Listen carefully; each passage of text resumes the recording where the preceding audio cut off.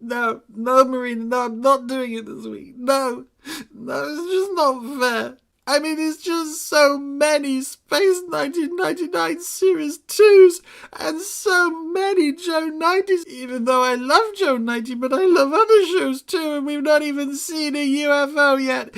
And I just know that if I press that button, it's gonna be another Torchy or something about a killer rock. No, you do it. You do it this week. No, you press the button and you see how you like getting another Torchy or...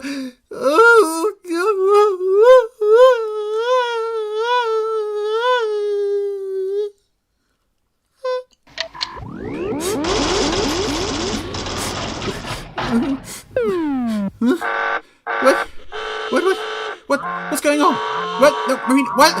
What's going on? What have you done? What? I'm hysterical. Well, yes, probably it's my default state, but... No, still not quite there. One more. Yeah, that's got it. Right, thank you. Oh, sorry I was so rude to you just there. I don't know what happened. Right, what's going on, Randomiser? What's all the noise about? Oh, well, this is all very interesting. Evidently, all that noise is what happens when the randomizer lands on part 2 of a 2-part story. Now, according to randomizer rules, that means we watch part 1 this week and part 2 next week. And which show does our first randomizer 2-parter hail from? Well, we need something pretty special to turn all this around, and I think we found just that. Here's Dick Spanner with part 1 of The Case of the Human Cannonball. The name's Spanner. Dick Spanner. Private investigator.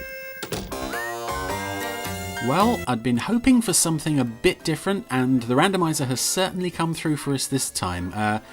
Couldn't be more different, in fact. This is the very first episode of Dick Spanner. I should explain that I'm not watching... This was shown in 11 5-minute installments. I'm watching this in the 2-part compilation version that was later repeated on Channel 4.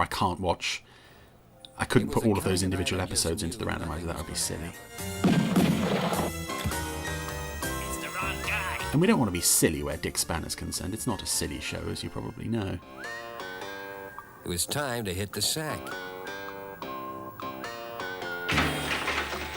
The sharp stab of pain made me realize it was a dumb move. Now, there are several series that I've been... I just noticed a NASA probe from Terrorhawks in the background there. There's a lot of stuff like that in this show anyway. There's a few shows that I've been slightly hesitant to see come up in the randomizer. The Protectors, because I'm not sure the episodes are different enough to really to be able to give me much to say about them. This poor old lady. This poor old lady's been eaten by the octopus. Lavender Castle is another one that I'm not especially looking forward to covering because I've never seen any of them. I think it's the only show that I've never really sat down and watched episodes of. And then there's this. This dame was standing by the window toting a big piece of luggage. Now, I love this show. But it's very difficult to talk about it on audio because it is such a visual show, as you heard earlier during the hit the sack gag. Around the room, they came out on stalks. Or even that, with their eyes coming out on stalks. It's not going to translate to audio, so let's see what we can do with this anyway. She was a lonely chick in a big city. I took the case. I was back out on the street. I wondered what the hell she had in this thing. Oh, there's in the background again. There's another something from the MEV from Terrorhawks, I think, as well. The claw thingy. This is so different from what you would traditionally associate a Jerry Anderson show with. I'm not sure how many people listening to this are going to be familiar with Dick Spanner. If you don't know it, it would be an enormous help to me if you could turn this off, go and watch it, and then I would feel slightly more confident talking about something that is so not just extremely visual, and was still looking for my first lead. with so many little in-jokes and touches in the background, some of which you can watch these 100 times and still not notice. But Difficult when you got 30 fingers. I've forgotten where I was going. I just keep getting distracted by what I'm seeing. Wearing a 10-gallon hat. I'm staring into the background looking for... There's a picture of an eagle on the wall there. The animation on this is... that was somebody trying to kill Dick with a bomb has just killed themselves somehow. The animation on this is obviously... spelt mob. It's been produced on a budget, but it is, for what it is extremely well done. It's very intricate. It's not going to win any awards for I couldn't refuse. pacing or realism or anything, but I don't think that's what they're trying to do. It's just cramming as many jokes on the screen as you can possibly get on there. That was the grand. It was ticking like a cheap watch. I figured I had around 10 seconds before the Big Bang. I knew then it was going to be one of those nights. And that is where the original episode 1 ended, but we're pressing on into episode 2. And one of the things I kind of love about the cliffhangers on these, is the resolution at the start of the following episode. That's once. Looks and feels completely different to the cliffhanger that ended the previous episode. It really is like they stopped for a week and then picked it up sometime later. The shots just don't match at all in the recaps, but it's another... I was looking for a snitch by the name of Squealer. Oh, there's a... The joint was Sorry, I'm the usual this guy who's just collapsed behind Dick, a robot behind Dick in the bar has just collapsed. I think it was a robot in Space Police who sabotaged the train. A weirdo in a corner was blowing his top. Oh, and Mr. T is in the background. There's a Mr. T action figure in the background of the bar. The guy had a face like 2 miles of broken road. I joined him. He was a rat and a fink, but I needed to know about Harry the Human Cannonball. Yeah, so as I was saying earlier, this series, not only in terms of the production, is it something unusual, something standout. Jumpin' Jehoshaphat. A banana. Well, you win some, you lose some. It is also something standout in terms of the Jerry Anderson shows and their sense of humour, because through the early Super Mario Nation shows we had this developing sense of humour, from fairly child-friendly humour in Supercar Fireball right through to Thunderbirds. Then Joe 90 kind of becomes self-aware on the bad humour front. Then the humour kind of drops off till sort of the second series of Space 1999, where it very rarely works, and then comes back full force in Terrorhawks. Another day for the big pair. And this feels very much like, if not a spiritual successor to Terrorhawks, then perhaps even something that takes place in the same anything can happen kind of universe. It's like the silliest things that can happen, the silliest things that would be far too silly to put in any other show. We'll just put them all in this. I knew I was drinking too much. Some guys get ulcers.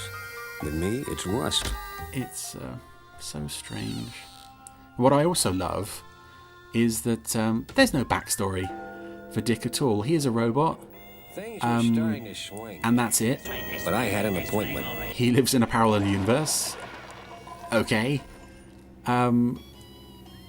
Squealer was And also, something I love about Dick is that he I asked him what the He mood has was out absolutely no skills whatsoever. He is not only is he not qualified for this job at all of being a private investigator, he's a robot, to admire the way he bounced and his only ability as a robot seems to be being able to move. But this time He the can't Squealer do got anything else. It's another dead it's end. quite spectacular. Someone had tipped off the cots. I figured it was time to blow the scene.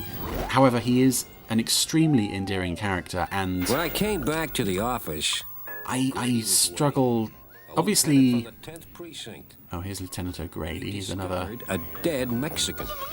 The guy under the cover was an undercover. What am I looking at? It's a Pac-Man I needed to ghost do some fast with a...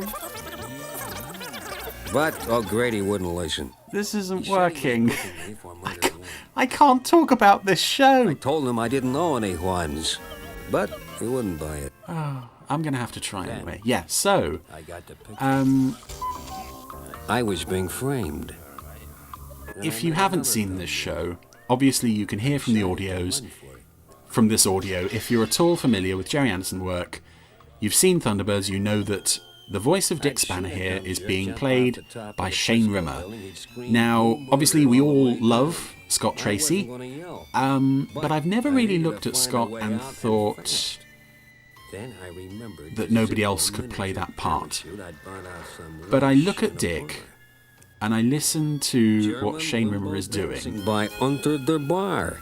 Jump on Jehoshaphat. How many times can you be wrong? And I can't imagine any other familiar voice actor from the Gerry Anderson universe, with the possible exception of David Healy, being able to do as good a job with this character as Shane did. It's just something about the look of the character. The citizen I landed on went by the name of Luigi. The fact that he has such bad luck.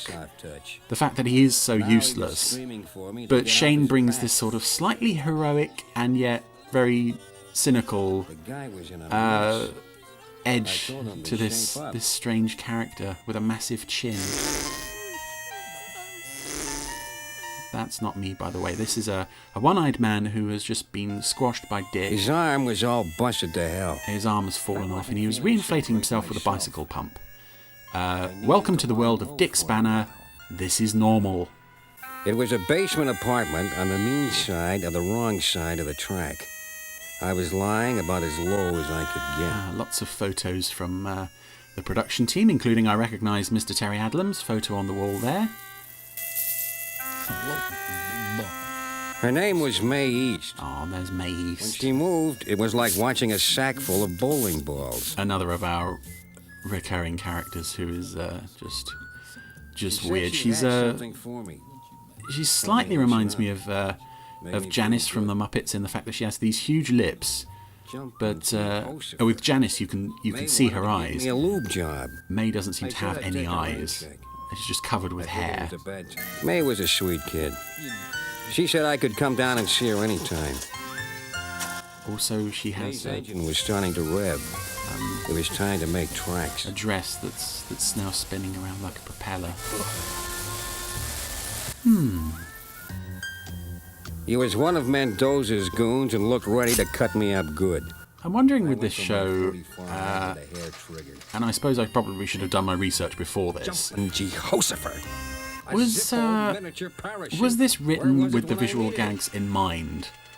Or were they fitting visual gags to what they already had in the script? Or was it a bit of both? Where the hell had he gone? Then I have to believe there was some degree of communication between whoever was writing the script and the people who were actually making the My program. guess was you'd make a move pretty soon. Of course, that person writing the show is none other than Mr. Tony Barwick, taking his insanity to new heights, even beyond that of the It Star birth scene and various other mad bits in Terrorhawks. And somebody getting murdered in a drain. I was in trouble. Big trouble. Now we've, by this point, I think we're into like the... Was that the police cruiser from Space Police that's just gone past? Why is there a goldfish in the ball outside the What is going on? He was trying to nail me to a bum rap. Oh, where was I? Hit on me with the dead bodies. What was I talking about? They wouldn't stand up in court. Oh, right, yes. As we're saying, Tony Barwick wrote these, as if we didn't know, but all of this comes from the idea But O'Grady wasn't buying. of Terry Adlam's. Terry was a special effects assistant on Terrorhawks. Also wrote Dyslexia Rules KO. Okay. I figured O'Grady would have Terry also wrote for the audio series of Terrorhawks a few years ago. And Terry is... Things were quiet. If you've listened to his Terrorhawks episodes, he is quite mad in the most wonderful way. And On a back street off Main Street. his idea, matched with Tony Barwick's writing, it is just like, I don't know, it's a wonderful fountain of creativity that these two mad senses of humour can produce. Mr. Spanner. And top marks to Jerry Anderson for really getting behind this, getting behind such a strange concept, but also something that was so out of the ordinary for him, and something that's so out of the ordinary for anybody anyway. And about all the dead Mexicans. It was the bill. Consultancy fee, $250. Payable immediately. Or I'll send the boys round for your kneecaps, it says on the bottom of the letter there. And a dog to go with it. I'm sure there are people out there listening to this podcast who are a bit selective in terms of what Anderson shows they like and watch. I'm into everything, with one or two exceptions, obviously Torchy and, as I said, Lavender Castle I haven't seen. If you're the sort of person who only likes the live action stuff or only likes the Super Mario Nation stuff, and there are other Jerry Anderson series you haven't seen, I think you really need to give this a look. I can't remember if the 5-minute versions are still on YouTube or not. It's possible that 5 minutes is all you're going to need to decide whether you like this show or not. But I think it's just such a superb concept, brought to life in such a strange way. I mean, there is an octopus strapped to a spinning wheel in the background of the bar. He doesn't need to be there. Doesn't serve any relevance to the plot, but they're doing it anyway. Dumb jerk was still on the wheel. I figured I'd try roulette. That was it. That was the only reason that guy was there, was for that joke. And this went out on... The croupier said to place my bet. Jumpin' Jehoshaphat. It was wholemeal. I put it all on 13 black. Well, easy come, easy go. As with Terrorhawks and 2 for the Price of 1 and It Star, I'm coming back to the idea that somebody had to sign off on this. Terry Adlam had to suggest this. Jerry Anderson had to agree with it. Tony Barwick had to... Well, I know Tony Barwick wouldn't have had to delve too deep into his imagination to come up with all this. But then they had to convince Channel 4 to actually show it. I'd been hit. I'd heard it. That's just boggling. For those of you who don't know, it was shown on... I think it was a Sunday show that Channel 4 were running called Network 7, hosted by Janet Street Porter. And by all accounts, this was the highlight of the show. People would tune in just to see this, which was probably why it was repeated in a compilation version sometime later. It kind of fits with the early Channel 4 sort of experimental, pushing the boundaries of what they could do, which they've kind of lost a bit over the years, I think. East Department on the wrong side of the east side. Yeah, this is the... Am I right in thinking this is the only Jerry Anderson show that's gone out on Channel 4? Otherwise it was ITV and repeats on the BBC, Sky and Channel 5. The Big Top. Sure, a circus. Harry the Human Cannonball. See, here's another shot. Mae East, who is currently making a fuss of Dick, has got a hammer, screwdrivers, a machine gun, what looks like a chainsaw, hanging on the wall of her boudoir. There it was. What does she do? Circus in town. It's crazy. Why in tarnation would anybody shave a dog? If you're wondering what exactly has happened so far, so am I. I have a hard time following the story of this thing, even when I'm not talking over it. So I'm completely lost here. I don't know the show well enough to tell you what's going on. Then I saw the barman's name was Finn. Right. Guess his first name was Mickey. It was around that time that my lights went out. Another dumb move. I was under arrest for being drunk in charge of a bald dog. And Grady was reading the riot act. Okay, whatever. I asked the lieutenant how he'd track me down. This was back in the days when you could commission shows and write them and animate them while you were out of your skull on any substance imaginable, and it was okay. That's the only explanation I can come up with for what I'm seeing. I'd taken a Greyhound to the edge. Arnie Swartzberger is the decorator. Dick, move out of the way. I want to see what that poster says. Was senior all over. There was something kind of familiar about him. I tried to figure out where I'd seen him before. And now we're at a circus where Dick is about to get into a hot air balloon alongside the obvious baddie who is now wearing a top hat. And the Peter Lorre henchman of his is standing by with a bow and arrow. I think, going back to what I said about how much I can't follow the story, to be honest, the story doesn't really matter. The fact that it's 5-minute episodes, it doesn't really give it time to develop much of a saga or anything. The old hole in the bottom of the basket trick. And here we are with our cliffhanger, our very first cliffhanger for the randomizer. This is quite something. I had the feeling I knew exactly what was going to happen next. I wasn't expecting it to be this cliffhanger. I was expecting something a bit more dramatic rather than Dick falling out of the sky yet again. There was only one thing left to do. Someone help me! And that's it. That's the end of our first visit to Dick Spanner. We'll be back with him next week, of course. Thank you, Dick. I think you've saved the randomizer with whatever it is we just sat through there. Totally mad, totally wonderful. Looking forward to more next week.